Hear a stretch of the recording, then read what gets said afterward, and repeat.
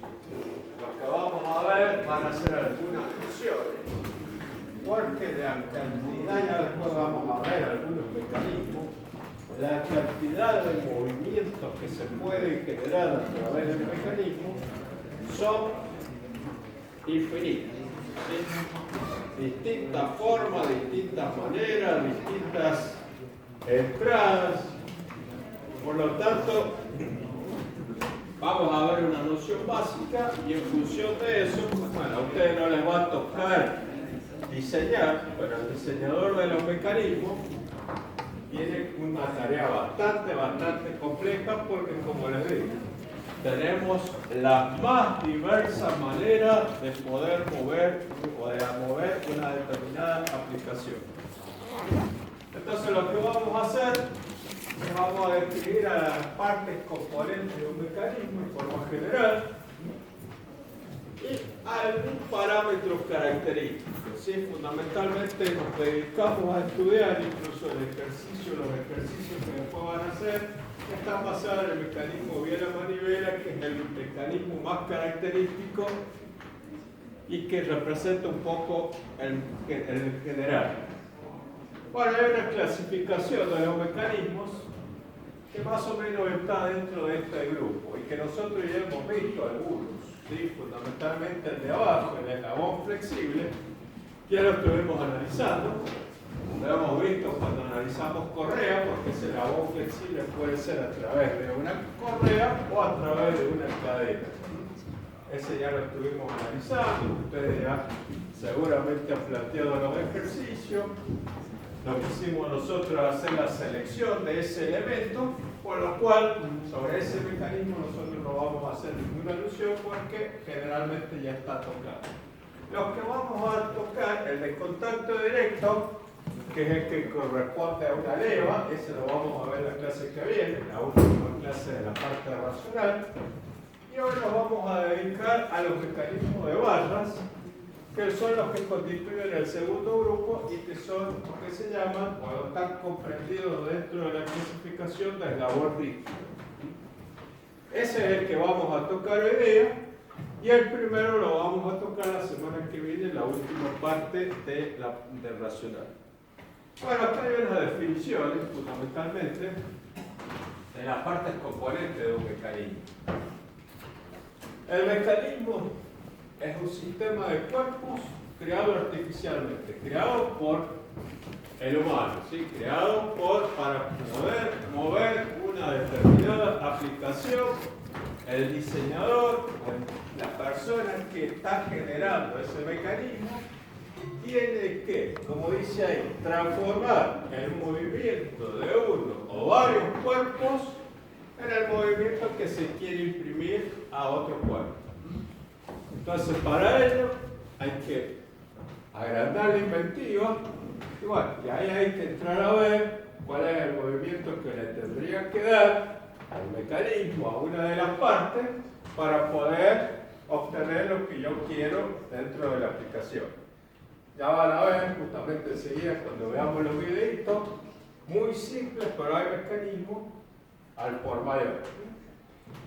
El ejemplo característico es el motor de combustión interna, las partes que componen el motor de combustión interna, en donde las partes que componen está el cigüeñal, la biela, el pistón, y tomamos como ejemplo eso porque generalmente la mayoría, ¿sí?, lo conoce porque, bueno, como generalmente uno tiene auto, y si tiene auto más o menos tendría que estar conociendo o al tanto de alguna de las partes, ¿sí? Si lo ha llevado alguna vez al mecánico, ¿está claro? Habría que involucrarse, por lo menos el mecánico le va a decir, mirá, estuvimos haciendo esto, cambiamos tal pieza, cambiamos los cojinetes. Elementos. El elemento son las distintas partes que componen el mecanismo, o sea, como dice, el cuerpo sólido que forma parte de un mecanismo. El elemento puede ser una pieza o puede constar varias piezas, ¿sí? Por ejemplo, acá les he puesto, la biela está compuesta por el cuerpo, después tenemos la tapa, los tornillos, las arandelas, todo eso son elementos que constituyen ese cuerpo. El soporte o bancada. Sí, generalmente siempre nosotros referimos el movimiento a un elemento fijo, a un plano de referencia. Eso se hace en todo sistema, no solamente en los sistemas mecánicos. En los hidráulicos también, ¿sí? Se refiere siempre a un sistema. Entonces, el soporte o bancada es el elemento que permanece inmóvil. Y finalmente, el par cinemático, la unión de dos elementos que están en contacto y que permiten su movimiento relativo. Ya vamos a ver que los pares cinemáticos se clasifican de tres maneras, ¿sí? Pero es la unión de dos elementos, forman la unión de dos elementos. Según esa unión sea una superficie, una línea, un punto, se lo clasifica de una manera particular. Hay una clasificación más que la de la cadena cinemática, que es el conjunto de cuerpos unidos entre sí.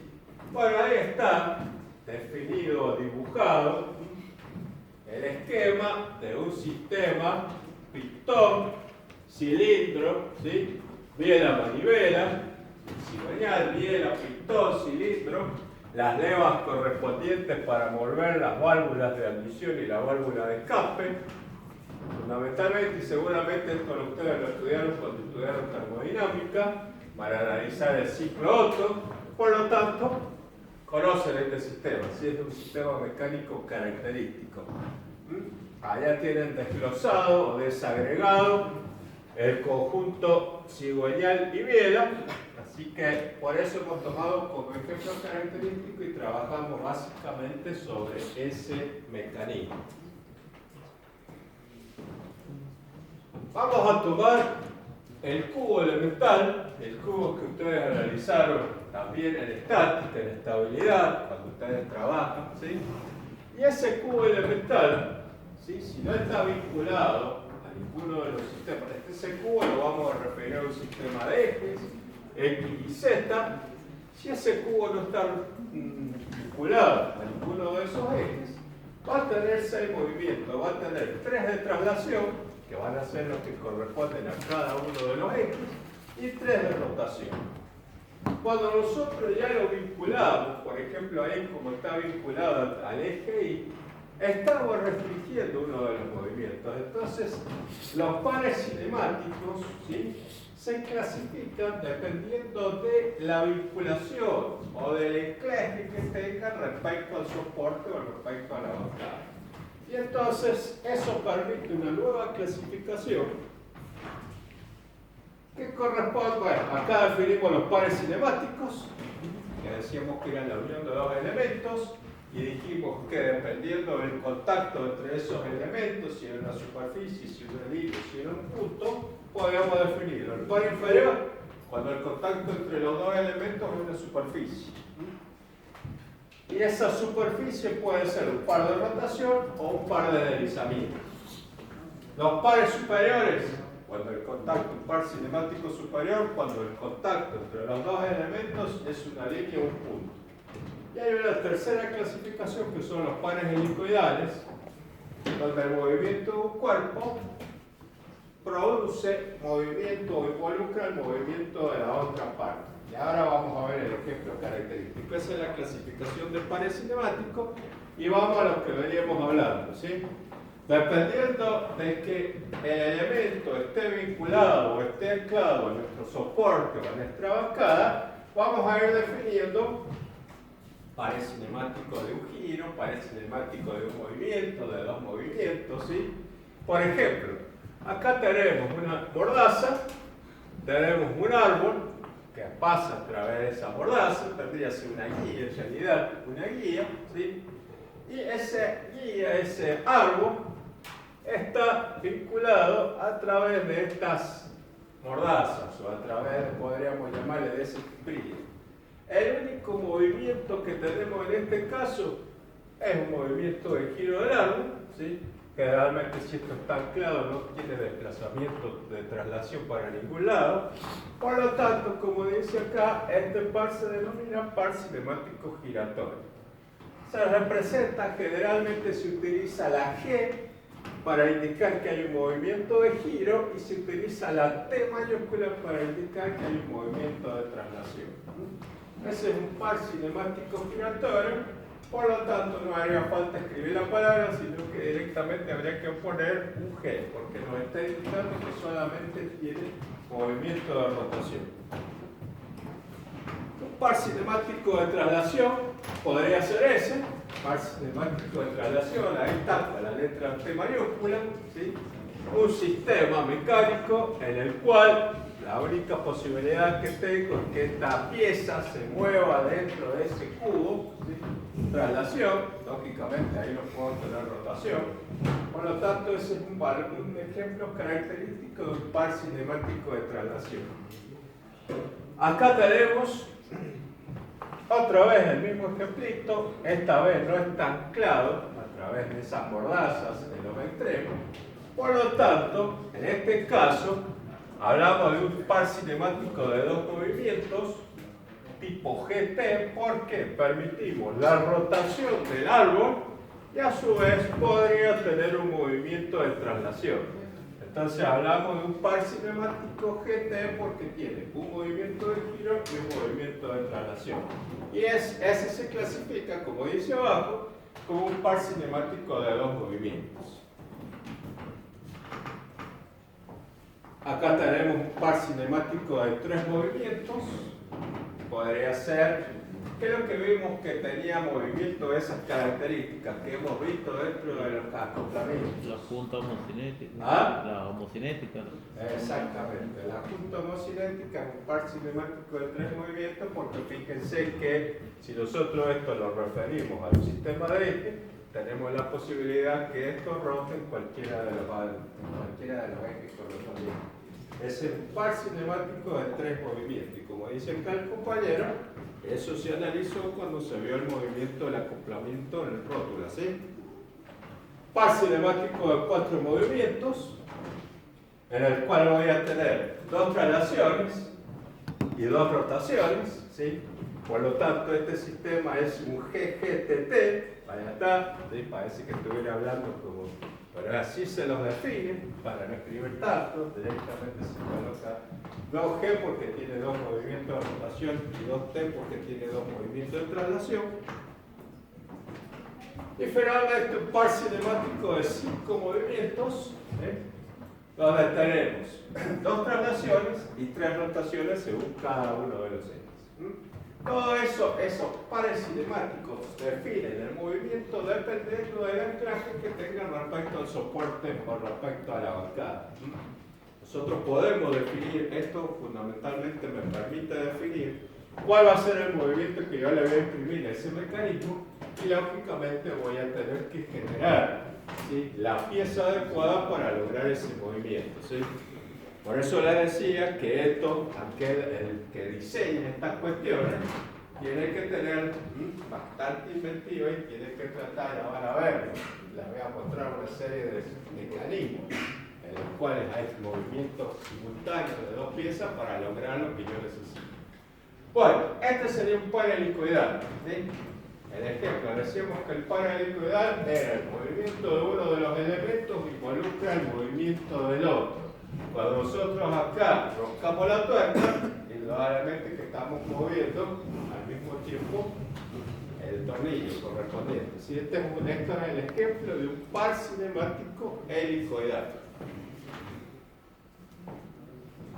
Bueno, todos estos pares cinemáticos, ¿sí?, como dice ahí, están formados por mecanismos en los que los puntos describen trayectorias no planas. Por lo general, ¿sí?, para no complicarla tanto, por lo menos para poder simplificar el estudio, se recurre de la misma manera que la estabilidad, cuando ustedes analizan y dicen que en vez de trabajar con el cuerpo, el volumen, trabajan con la chapa, con la placa, ¿sí?, acá también se recurre a pares cinemáticos planos, ¿sí?, trabajar sobre un sistema de ejes plano, de tal manera de conseguir, ¿sí?, simplificar un poco el estudio porque si no se complejiza bastante. Eso hace referencia a estos sistemas, ¿sí?, en los cuales nosotros estamos analizando el movimiento respecto a dos ejes, ¿sí?, el movimiento del pistón respecto a dos ejes. Entonces podemos trabajar simplificando uno de los movimientos. Acá les he puesto, nosotros recién vimos de qué se trataba, la simbología que se utiliza para cada uno de los pares cinemáticos. O sea, en realidad, ¿sí? Cuando uno dibuja el plano, no se coloca todo el esquemita correspondiente, sino que se coloca la simbología. Por ejemplo, un par cinemático de giro se representa con un punto, se representa con dos barras, ¿sí? Que me va a estar indicando que eso tiene un determinado giro. Todo lo que es, como dice ahí, la representación convencional de un par cinemático de giro, giratorio. Allá tenemos la representación correspondiente o la simbología que se utiliza para indicar un par cinemático de traslación. En este caso, un par cinemático de dos movimientos. Es todo lo que la simbología que se utiliza cuando ustedes tienen que plantear el plano. Porque lógicamente esto, para generar el elemento, el diseñador tiene que llevárselo al tornero, tiene que llevárselo al obrero. Entonces tienen que definir de alguna manera la posibilidad o la psicología correspondiente. Esta es la representación de un par cinemático giratorio en forma de una corredera, ¿sí? Se puede indicar con cualquiera de esas dos maneras. Un par cinemático que tiene dos momentos de giro, dependiendo de dónde lo anclemos, podemos tener un movimiento alrededor del punto A o sea, un movimiento alrededor del punto B. Hay una simbología que se establece a través de normativas y que me están indicando directamente todo lo que nosotros habíamos definido recién. Acá tenemos una representación convencional de un elemento que forma parte de tres pares giratorios. Se indica siempre, para indicar que es un par giratorio, se indica con el punto sin llenar, ¿sí? Si se llena el punto es un par fijo, ¿sí? Que constituye 5 pares de giro, ¿sí? Y que podría tener, como dice ahí, la forma real de ese elemento, ¿sí? Esa sería, la simbología son A y B, y la tercera figura representaría el esquema del par cinemático de 5 giros. Bueno, como decíamos recién, ¿sí? Nosotros, dependiendo del anclaje que tenga nuestro mecanismo, ¿sí? O dependiendo de las coordenadas que vamos a tener sobre el mecanismo, vamos a tener, por ejemplo, que una pieza habíamos dicho que va a tener 6 grados de libertad, ¿sí? Esos 6 grados de libertad son las 3 traslaciones y las 3 rotaciones correspondientes respecto de uno de los ejes. Si lo referimos al plano, si hablamos de un par plano, vamos a tener 2 traslaciones y una rotación. 3 grados de libertad y las coordenadas, esas son las coordenadas del sistema.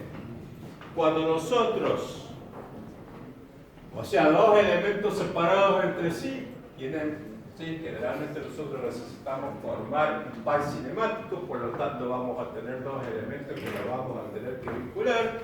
Cada uno de ellos va a tener 3 grados de libertad, en conjunto van a tener 6 grados de libertad, pero si los uno, si los vinculo, se restringen 2 grados, ¿sí? Y tienen 4 grados de libertad.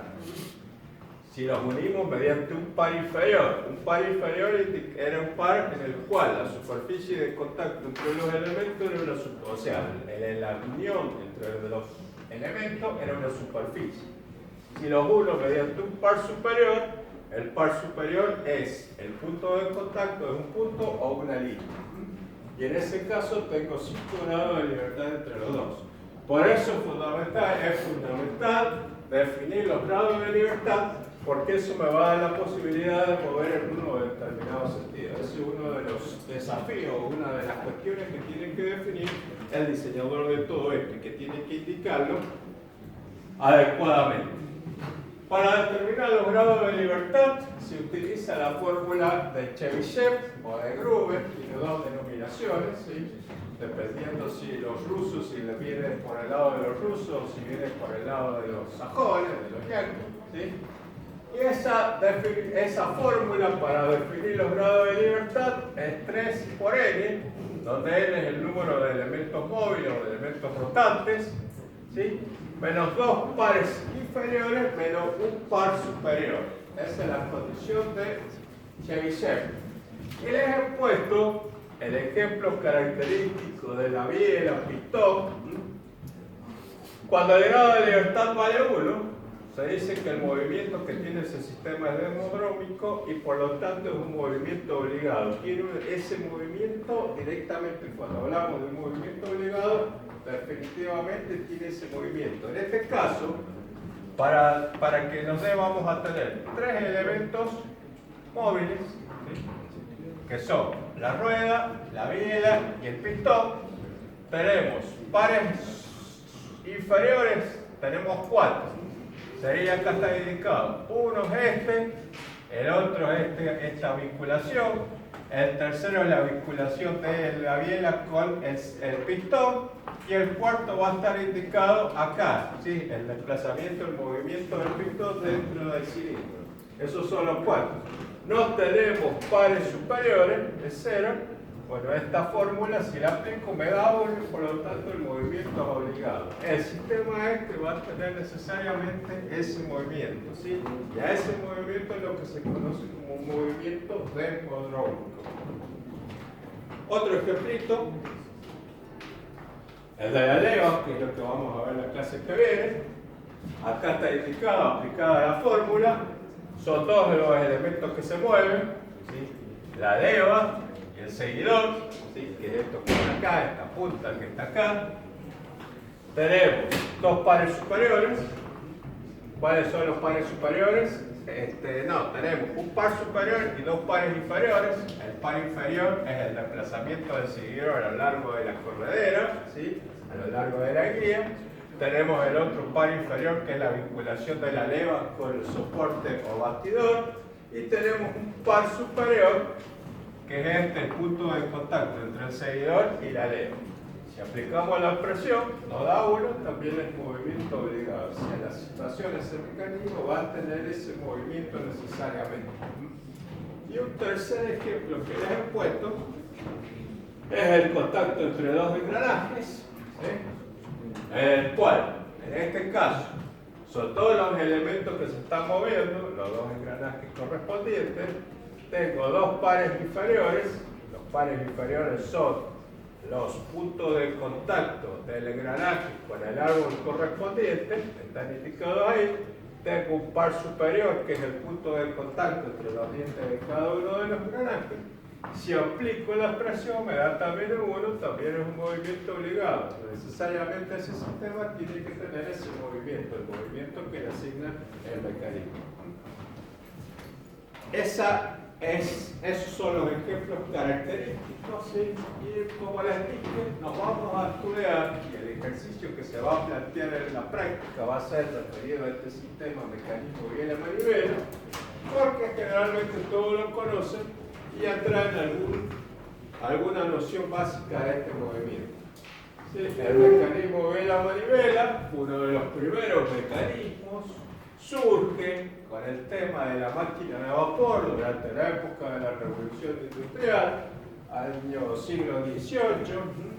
Por lo tanto, es un mecanismo que tiene su antigüedad, pero sigue siendo, como decíamos la vez pasada, seguimos utilizando la máquina térmica por la versatilidad que tiene, por la facilidad de mantenimiento, ¿sí?, y porque se adapta a cualquier condición de carga. Entonces, por eso se sigue, a pesar de que el rendimiento de la máquina térmica no es el mejor comparado con la hidráulica y con la eléctrica, pero se adapta a distintas condiciones de carga. Y por eso es una ventaja comparativa y por lo tanto se le sigue usando. Bueno, vamos a esquematizar. Acuérdense que este pistón se mueve entre lo que se llama, tiene una determinada carrera, se mueve entre un punto que se llama el punto muerto superior. Tenemos un punto muerto inferior, que son los puntos en los cuales el pistón cambia de sentido. Y ese movimiento se consigue a partir de un movimiento giratorio, ¿sí?, y a través de un sistema biela-manivela hacemos que se transforme en un movimiento de traslación. Ese es ahí están indicados cuánto vale la carrera, ¿sí? Este tiene un modelo matemático. Ese modelo matemático, ¿sí?, acá en realidad es un modelo matemático muy simple a partir de triángulos rectángulos, en donde el desplazamiento va a estar dado R coseno de quinta en esta distancia correspondiente, más la raíz cuadrada, acá tenemos esta otra distancia que está dada por L cuadrado menos R cuadrado por el seno de θ, más este B, que es la distancia que hay desde el punto de contacto con el pistón correspondiente. Es un sistema muy sencillo, prácticamente no tiene dificultades, solamente realizar triángulos rectángulos, así que no se tiene necesidad de complicarse. Eso es fundamental, ¿sí? Porque se complica cuando están estudiando, cuando están en el examen, se complican y tratan de no complicarse, ¿sí? Dibujen los dos triángulos rectángulos y dibujen el cilindro y el pistón. No hace falta. Entonces después es una cuestión trigonométrica. Se entra a hacer el lío y se complican. Tratan de ser simples y tratan de no complicarse. Ese esquema creo que está muy simple y muy sencillo como para poder entenderlo. Bueno, si situamos el origen, ahí para θ igual a 90 grados, para la posición en la cual θ vale 90 grados, la expresión anterior se reduce a eso, ¿sí? Y podemos determinar la posición del pistón como una diferencia entre la posición general y la posición para θ igual a 90 grados. Toda esta cuestión es un modelo matemático muy simple, ¿sí? Si la manivela se mueve con velocidad angular constante, la posición del pistón en función del tiempo está dada en función de esa expresión.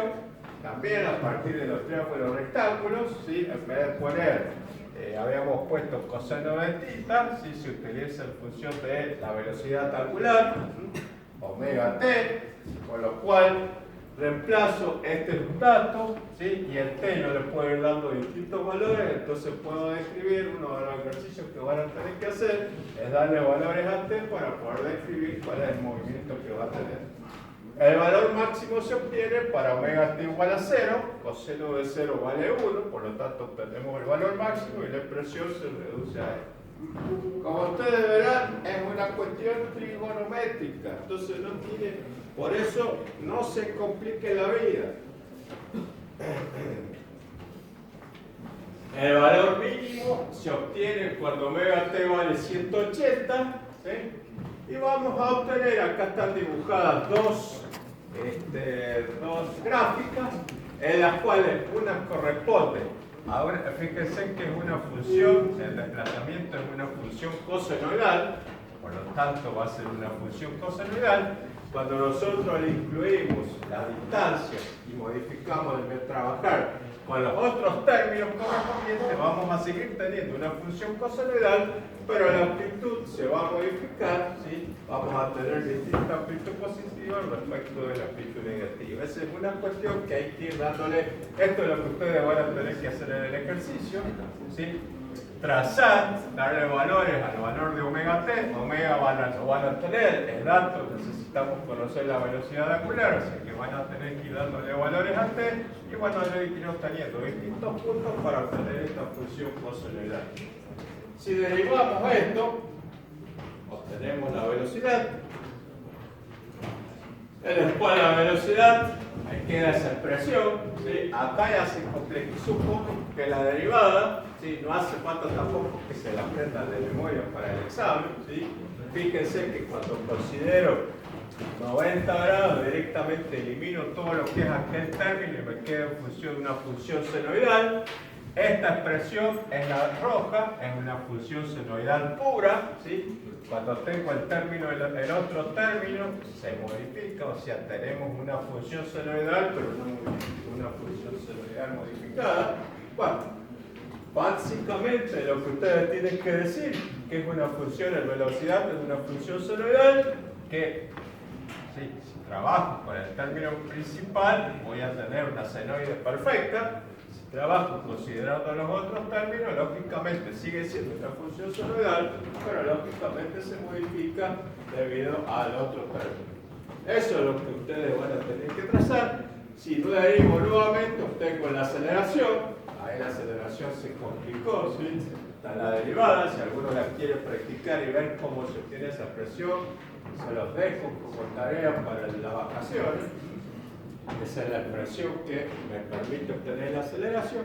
Y acá pasa exactamente lo mismo. La aceleración, sin tener en cuenta, o sea, para el valor máximo, es una función cosenoidal, que está dada por esta roja. Cuando tenemos en cuenta todos los demás términos, ¿sí? Vamos a tener, sigue siendo una función cosenoidal, pero lógicamente una función cosenoidal que se modifica debido a los otros términos. Todo el término eso que teníamos como fórmula anterior. Todo ese valor que obtenemos entre corchetes hace que esa cosenoide se modifique y me dé una representación como la azul.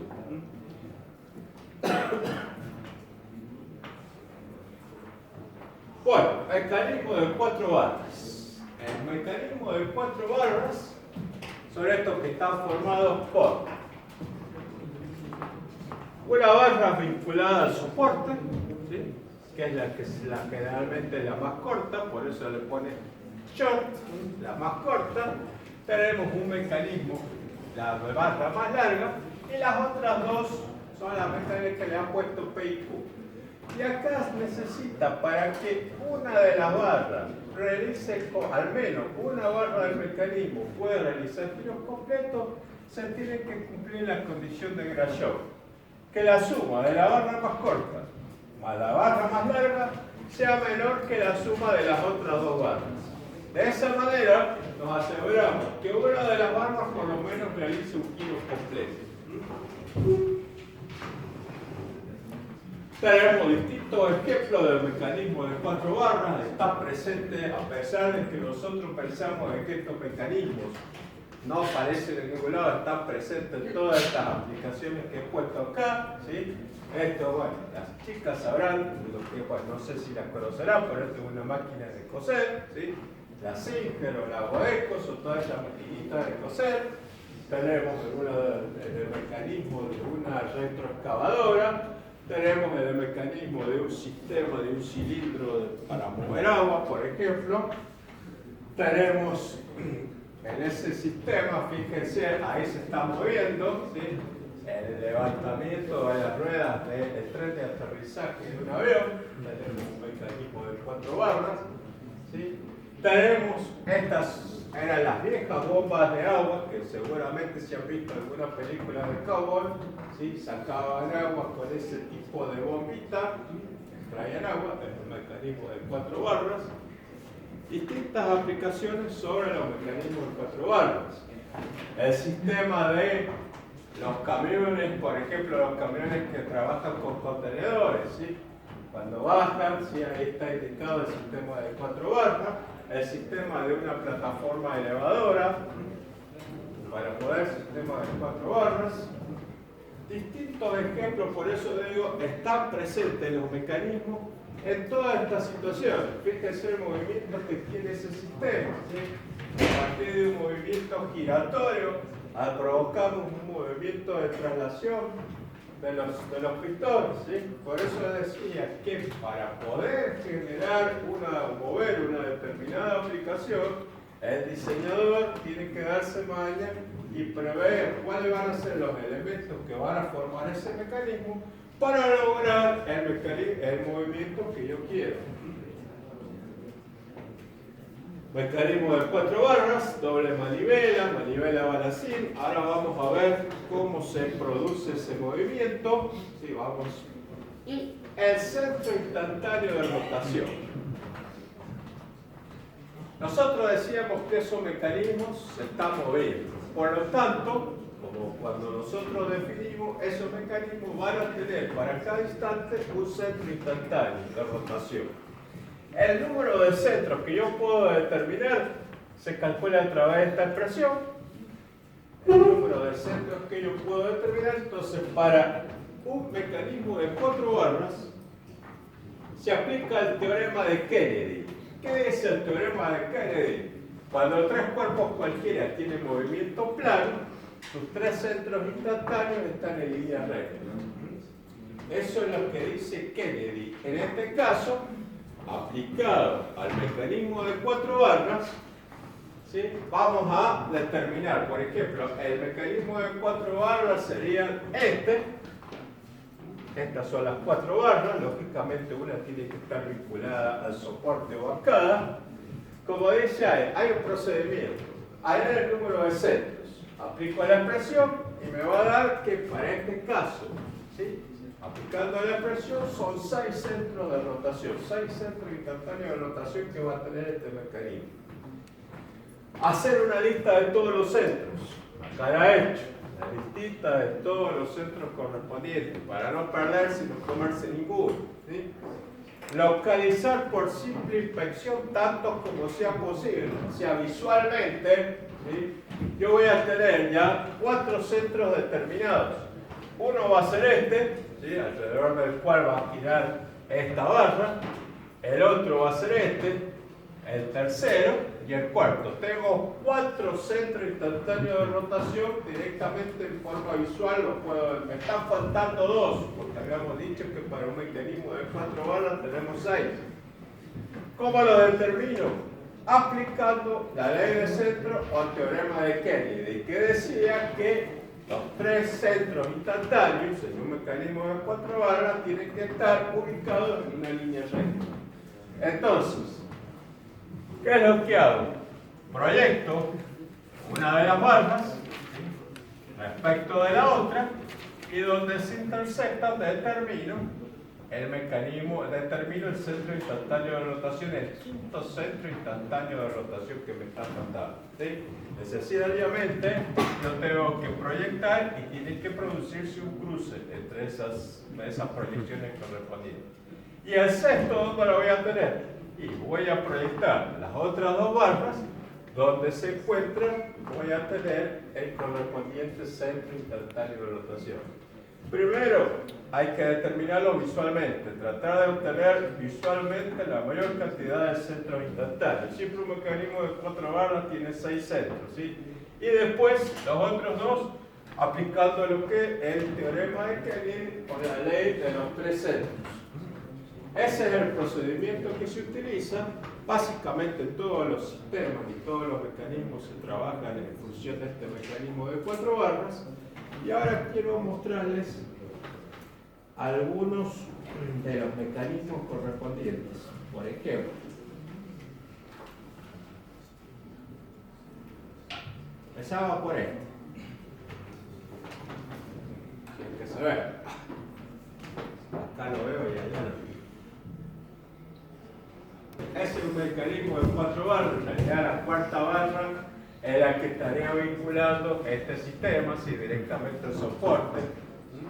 Por lo tanto lo he puesto, pero ese sería un mecanismo de 4 barras. Acá les muestro otros mecanismos. A ver, vamos a empezar en orden. Este es el mecanismo de Chebyshev. Fíjense el movimiento que tiene, ¿sí?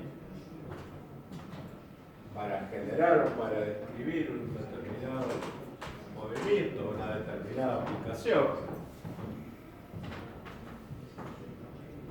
Otro mecanismo, este.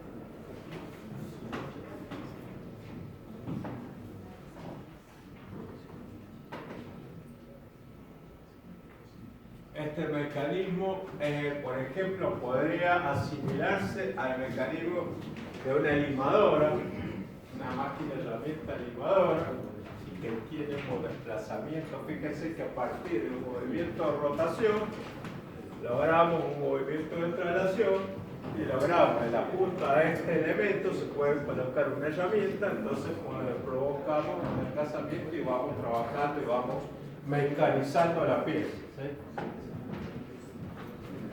Otro mecanismo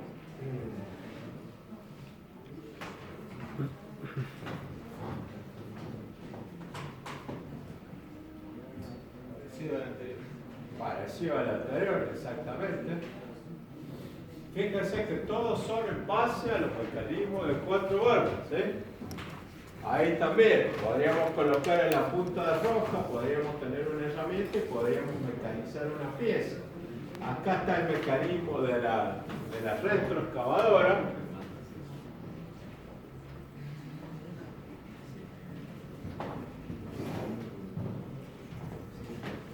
Como verán, es variada, este es un mecanismo balacín.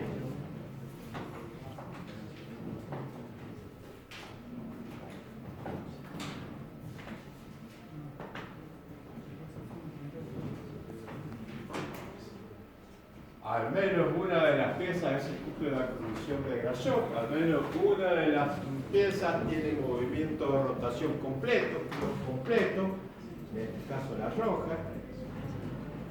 Este mecanismo de las barras plegables, la roja tiene un giro completo, ¿sí? Se cumple Grashow. S más L menor que P más Q.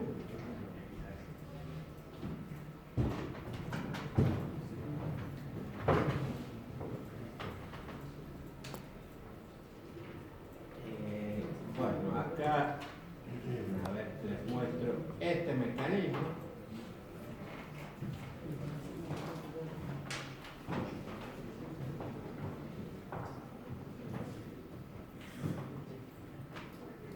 Un sistema de... Y otro más interesante. Este mecanismo, que esto lo vamos a ver la semana que viene, es el de una leva globoidal. ¿Sí? La leva es el elemento que tiene la guía esta corredera, ¿sí? Esa es la leva, una leva globoidal. Se los muestro ahora, pero ténganlo presente porque la clase que viene vamos a mencionar dentro de la clasificación de leva, la leva globoidal, y es ese tipo de mecanismo. Fíjense que se mueve dentro de esa guía, dentro de ese canal, esa corredera, y origina un movimiento de traslación de ambos sentidos, en ambos sentidos. ¿Qué otro mecanismo les puedo mostrar? Este mecanismo.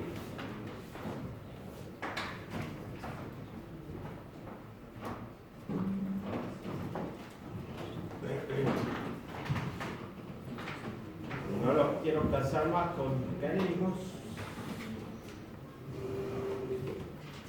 Nuestro último.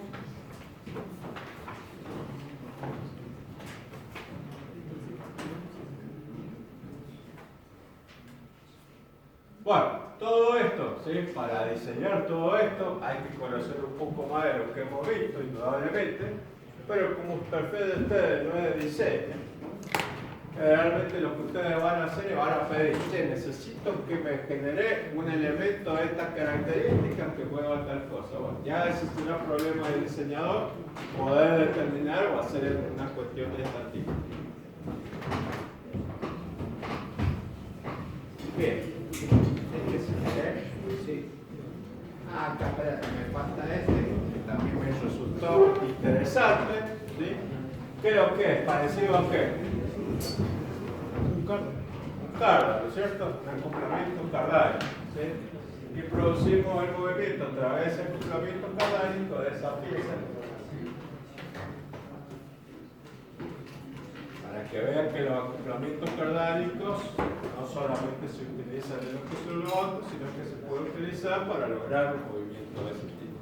Bueno, y si ustedes se buscan y googlean, van a tener 500 movimientos más.